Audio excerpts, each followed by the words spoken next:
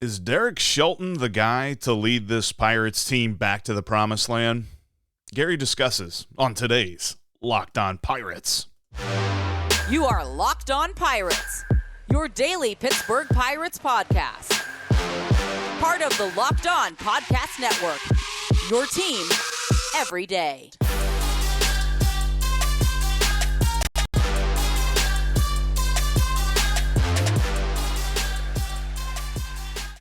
You are Locked On Pirates, and my name is Jeff Carr. I am the Locked On MLB channel manager. Filling in for Ethan Smith, also filling in for Ethan, is Gary Morgan from Bucs in the Basement, and you can follow him at GaryMo2007 on Twitter for more Pirates coverage.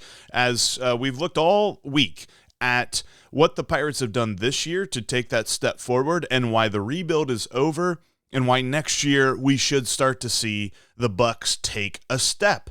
Gary dives into the management of the team, and is Derek Shelton really the guy? I mean, as he's about to say, and as I think even non-Pirates fans are aware of, we know that Derek Shelton's going to be here next year. But what does that mean? Is the team going to take a step forward?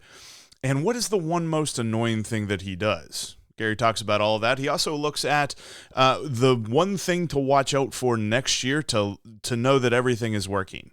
That's all coming up on today's Locked On Pirates that is brought to you by FanDuel. Today's episode is brought to you by FanDuel. Make every moment more. Right now, new customers can bet $5 and get $200 back in bonus bets guaranteed. Visit FanDuel.com/lockedon to get started. And we'll get started looking at Derek Shelton as Gary kind of, he's on the fence about him. Hi, everyone, and thanks again, Jeff. Thank you all if you've been following along all week. It's been fun doing this for a change of pace, and appreciate you all being along with me the whole time.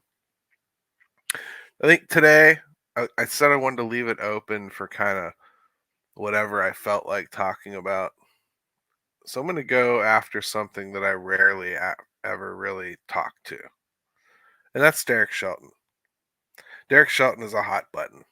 You know, old timers don't like him because he coaches kind of in the new coach way. Youngsters don't like him because he's not 100% adapted to or adopting of the analytics approach. So you can't even 100% claim that he's a nouveau coach. And bluntly, the losing. You can't lose that much. Even if your team sets you up for failure, you can't lose that much and have, a fan base really rally behind you, right? So what is Derek Shelton? What is he a good coach? Is he a bad coach? Does it matter because we're going to be stuck with him next year one way or another? I think that's where I want to go with at least the first part of this episode, because there's a lot of misunderstanding about what is Derek Shelton's fault, what isn't Derek Shelton's fault, what is his decision, what's Ben Cherington deciding for him. And I think it's fair to say, really, that stuff changes as seasons go on, especially when you're in a rebuild, which we're not anymore, right? We already discussed that. That's over now. Well, with that comes looking at Derek Shelton in a different light too. Let me get it off my chest first. I personally don't think that he's the coach for getting this thing to the next place it needs to go. I also think that he was a perfectly fine starter coach. I don't think it's entirely unreasonable to let him have a crack at it next year and see what he can do with the better talent. That's what's going to happen whether I like it or not anyway. But it seems to me like up until this point, I think he's been a pretty good soldier as far as like doing what he was asked to do and onboarding guys. Let's talk about some of those silly things that I think people really do hate about him. The lineups, for one thing. Changing the lineup constantly. I personally, being an older person, I hate it. I hate it with a burning passion. I hate changing the lineup constantly. I try to look at this from both sides. I do think when he finds somebody that he trusts, like Brian Reynolds or like Brian Hayes or Andrew McCutchen or even Carlos Santana to a degree this year, I think you saw, he tends to stick them where he thinks they should be, and they don't move much.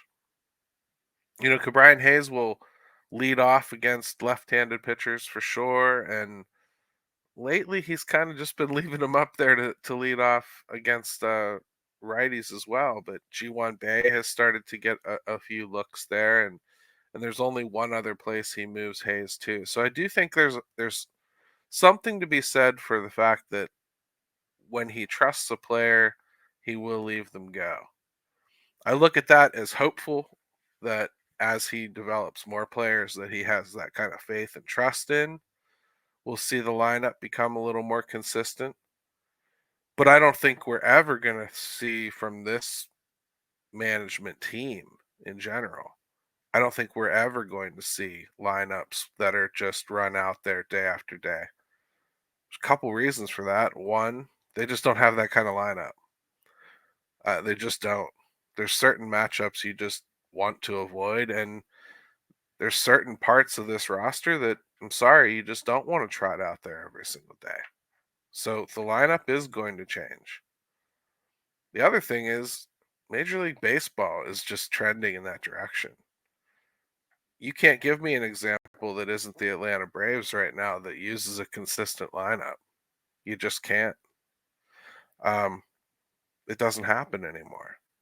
You have a guy here or there that gets stuck in a spot, like the Dodgers will use Mookie Betts and Freddie Freeman in the same spot all the time, but everybody else is going to bounce around.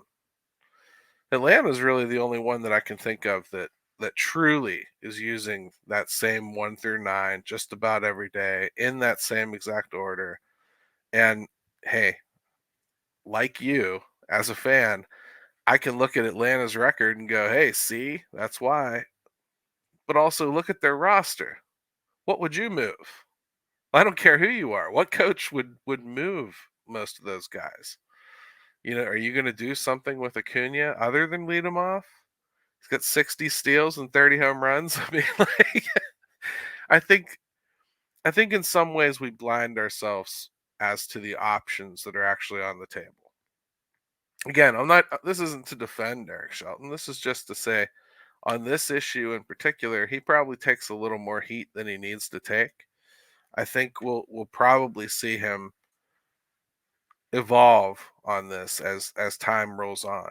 And that's what you want, right? You want your coach to evolve. You want your coach to grow. I think for some of the starter coaches, most of the starter coaches for that matter, like a Lloyd McClendon, guys like that, they tend to not grow with the situation. And if you don't grow with the situation, eventually you get moved on from. So if you don't start to see Derek Shelton make some alterations to the way he coaches and move more towards, I think what you would find acceptable, then yeah, he's probably going to wind up getting moved on from. But the lineup won't be why. that's just a reality. He hasn't had what you guys think he has if he thinks he should have some kind of consistent lineup. It just hasn't been there. Bluntly, I can't even come up with one. There are nights when I would prefer Jack Sawinski just not be in there, against a wipeout slider lefty. I'm not sure I need to see that. So, maybe I would prefer Connor Joe on that day or whoever. I think so in many ways that sort of thing is overblown.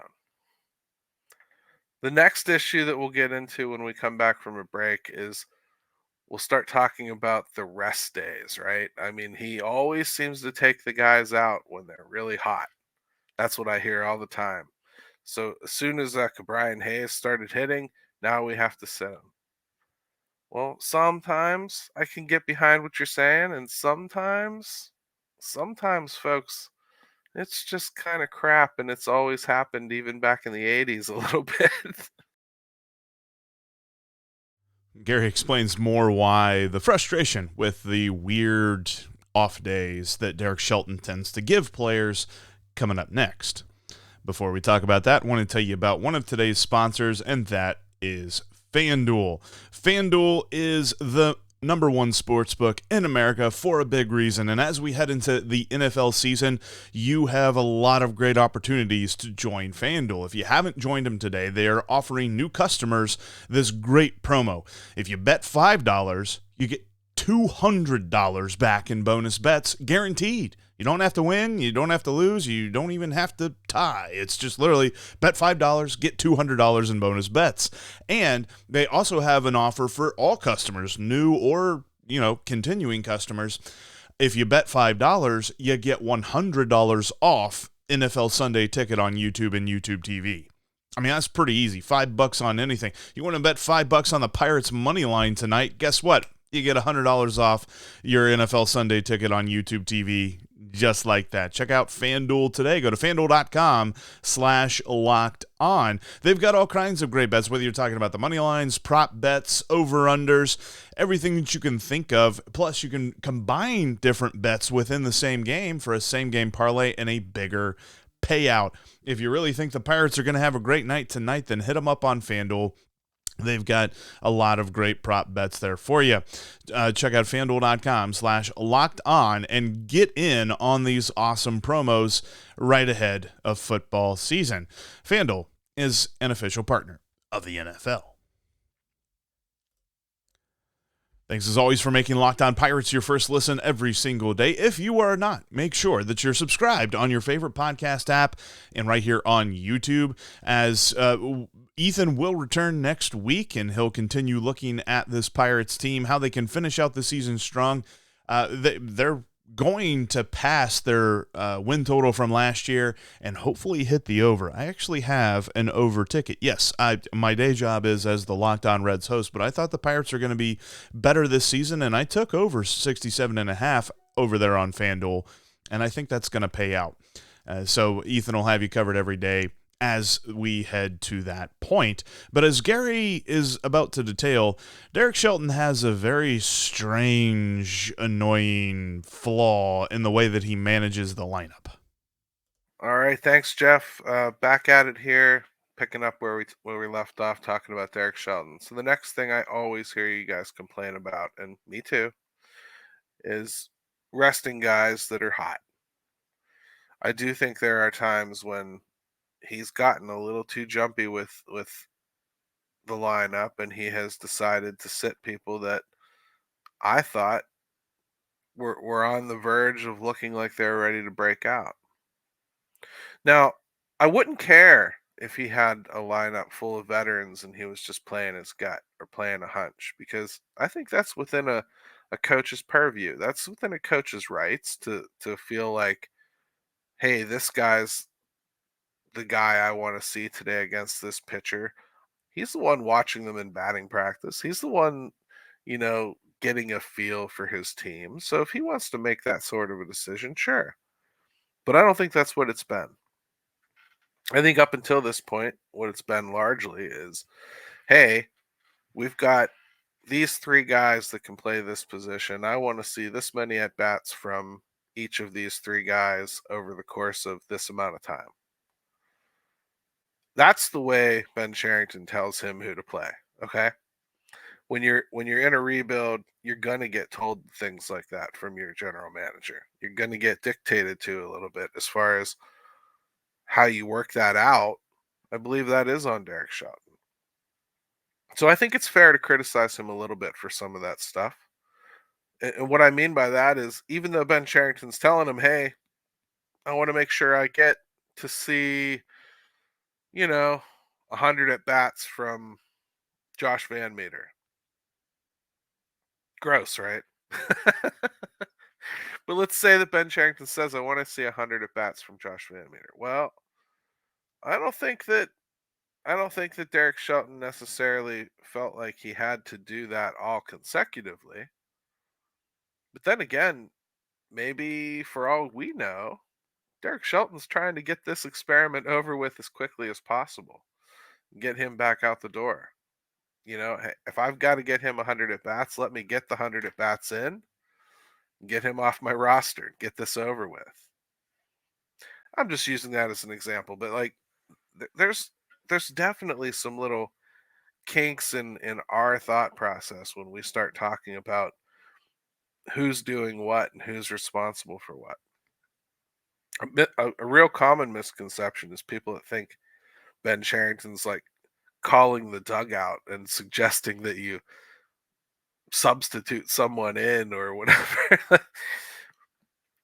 That just doesn't happen, except for like maybe around like the trade deadline when you're in active negotiations with somebody and you just don't want to risk they're getting hurt. You might see something like that where they get pulled out, but for the most part, that's not happening. He's not calling Derek Shelton on a Saturday afternoon and going, "Hey, I saw what you put out there. I'd rather see Josh Palacios out in right field than so and so." It's just not happening.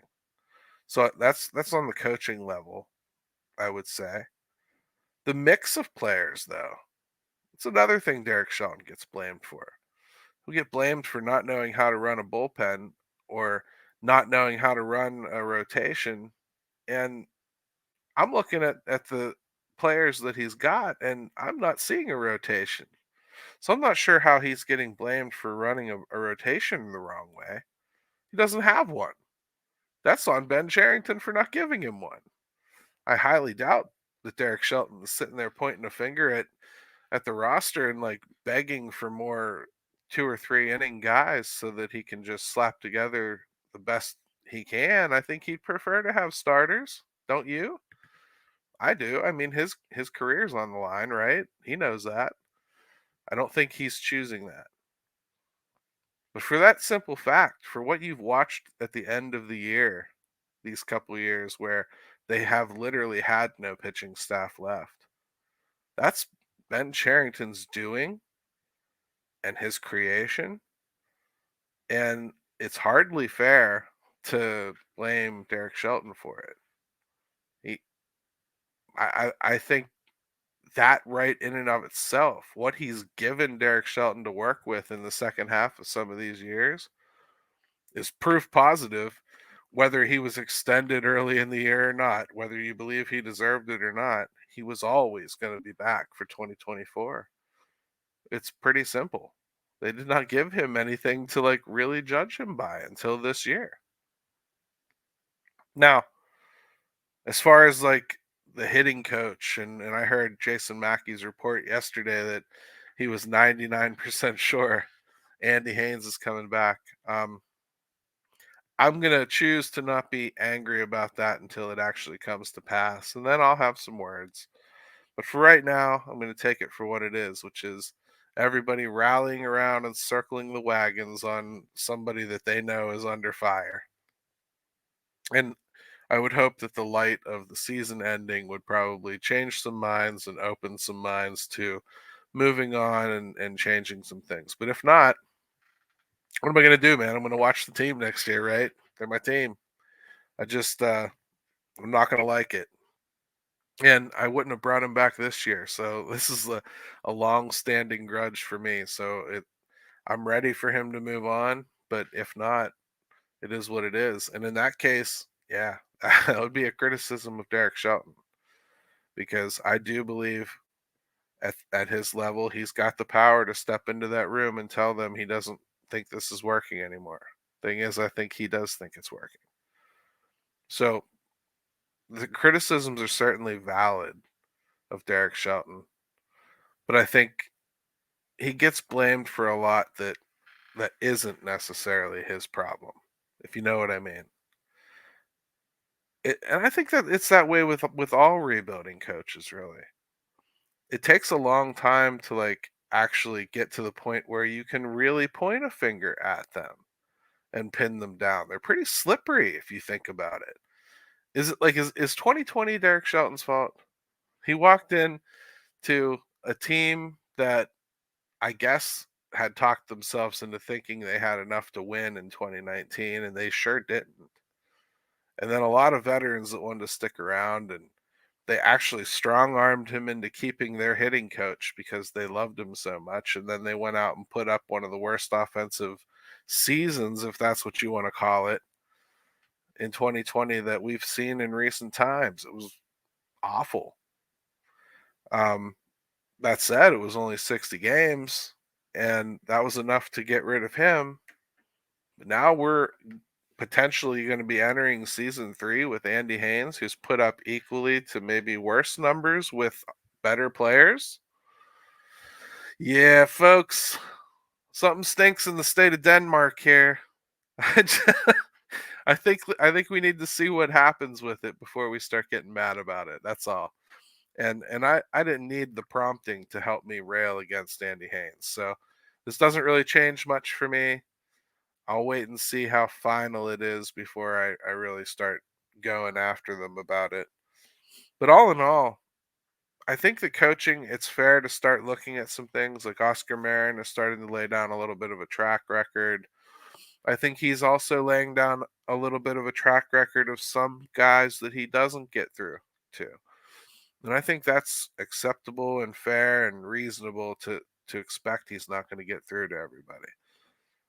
But when it's bigger names or guys that you already felt were in the win column, like Rowanzi Contreras, which I'm not saying Rowanzi can't come back and do okay. I'm just saying right now he looks like a guy that is a candidate to have been a brightly burning star that burns out quickly. Let's say that happens. Well, then that becomes a pretty big strike against a guy like Oscar Marin. So we'll see what they do here. But I think Oscar Marin has done enough that he's going to get another season, and I don't think there really should be all that many complaints about it. Johan Oviedo was a big win for him. Mitch Keller, regardless of whether you want to give him credit or not, Mitch does. So I think he's a win in that column. There's an awful lot of bullpen arms they've brought in, an awful lot of scrap guys they've brought in. I think what you really need to see from him is a homegrown talent really come through and win. Mitch Keller kind of doesn't count because he didn't start him off. I think I need to see somebody fresh. Somebody like a Jared Jones needs to emerge, or Quinn Priester. He's had him under his charge for a long time. Somebody along those lines needs to come up here and be 100% cultivated and grown by this system for me to start really seeing if this system, including Oscar Marin, who is the brain trust of that system, can put all the pieces together. He's going to get another year just like Derek Shelton. So we're going to see next year what he's got, right? Can he just tweak veterans and do good things, or is he capable of taking youngsters and moving them along? Johan Oviedo starts to put a little evidence in that bucket. We'll see what happens. All in all, 2023, the coaching staff sounds like it's on track to look almost exactly the same. And a lot of you have decided that's already a fatal flaw. Maybe it is. But what do we look for? What would actually let you know early on in 2024, yes, they've made a mistake here? And would they change course like mid-season if that was the case? Gary details what to watch for next year coming up next. Before we get into that, wanted to remind you that you can catch every pitch of the Pirates' hometown broadcast with SiriusXM on the SXM app. Just search the word Pirates. And as Gary's done such an amazing job all week, if you have missed some of his coverage, make sure you go back. He's done a very good job detailing how the Pirates got to this point, why the rebuild part of the rebuild is over, and why it's time to move forward and how they can do that. Lots of great stuff from Gary. I'm sure he'll be back on with Ethan. Ethan returns next week, and looking forward to seeing him back. But as Gary said, there's one key thing to look for early on next season to let you know that it's all working, and he dives into what that is. All right, thanks, Jeff. Here we go. Last segment of the week for me here on Locked On Pirates. Again, thank you all for joining me all week.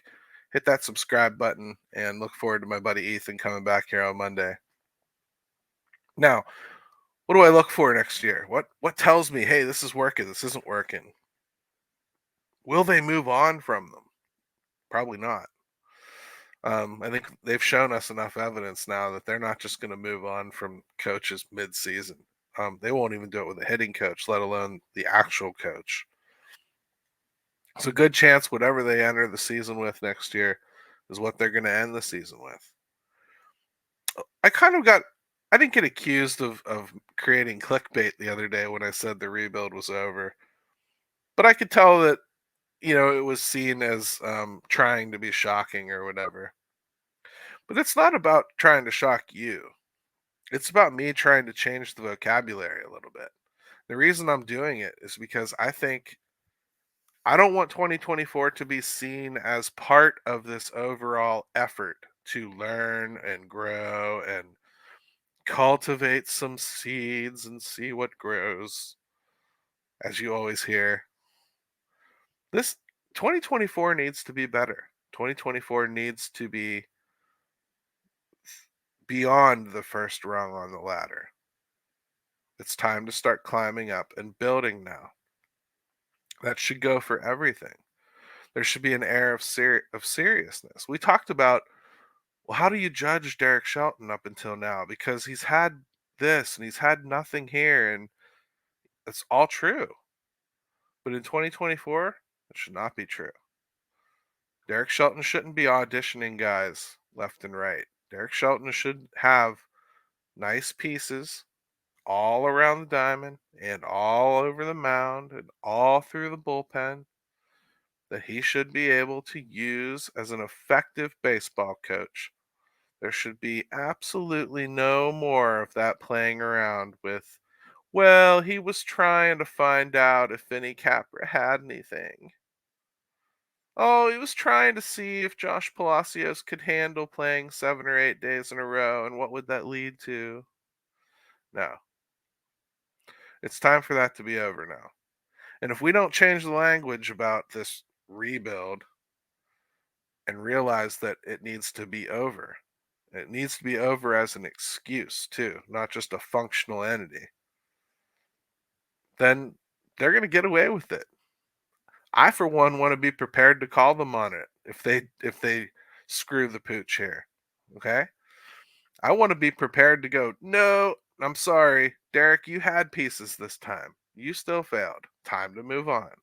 They may not listen to me, but it's time. It's time, man. Line in the sand. That's what we want to do. I think the coaching staff as a whole returning is not a huge deal. I really would move on from the hitting coach. And even if I didn't move on from the hitting coach, I think I would approach my major league staff a little bit differently. I know we have helpers for Andy Haynes already, like Christian Marrero, and I know that Oscar Marin has help as well. But I'd like to see a little bit more formalization.